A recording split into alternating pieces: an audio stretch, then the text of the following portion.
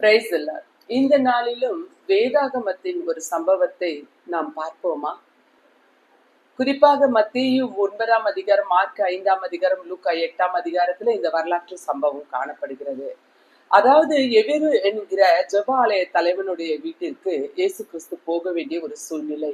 அவர் இயேசு கிறிஸ்து இடத்துல வந்து தன்னுடைய 12 வயதான மகள் மரண அவஸ்தையா இருக்கிறா, அவளை சுகமாக்குங்கன்னு சொல்லி கூப்பிடுறாரு. இயேசு கிறிஸ்து அவர் பின்னாடி அவரோடு கூட போகும்போது வழியில 12 வருடமாய் பெரும்பாடுள்ள ஸ்திரீ தன்னுடைய சொத்தெல்லாம் தன்னுடைய வைத்தியத்துக்காக, அவள் தன்னுடைய சுகத்திற்காக வைத்தியர்களுக்கு கொடுத்து அழித்துட்டாள். இதுக்கப்புறம் அவளுக்கு சுகம் கிடைக்கும்னு ஒரு நம்பிக்கை இல்லாத நேரத்துல இயேசு கிறிஸ்துவை அறிந்து அவரை போய் வஸ்திர தொங்கலாவது தொற்றுணும்னு தொட்டவளுக்கு பூரண சுகம் கிடைத்தது. பாருங்க, இந்த 12 வருடமாய் சுகவீனப்பட்ட அந்த பெரும்பாடுள்ள ஸ்திரீக்கு சுகம் கிடைத்த அதே நேரத்துல எபிருவின் வீட்டிலிருந்து வந்த செய்தி ஒரு துக்க செய்தி, அவருடைய மகள் இறந்து விட்டாள் என்று. ஆனாலும் இயேசு கிறிஸ்து எபிருவிடத்துல விசுவாசம் உள்ளவனாய் என்று சொல்லி அங்கே போய் மரித்த அந்த சிறுமியையும் உயிரோடு எழுப்புகிறார்.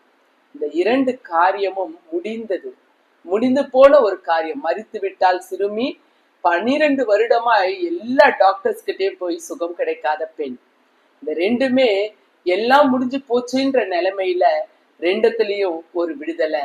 அந்த 12 வருடமான பெரும்பாடுள்ள ஸ்திரீக்கு பூரண சுகம் கிடைத்தது போல 12 வயது உள்ள அந்த சிறுமியும் உயிரோடு எழுப்பப்பட்டாள்.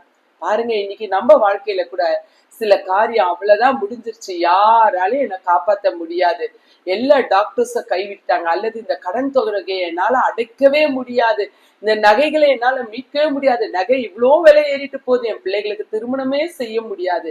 ஏகப்பட்ட போராட்டங்களோடு நீங்கள் ஒருவேளை துயரத்தோடு இருக்கிறீர்களா?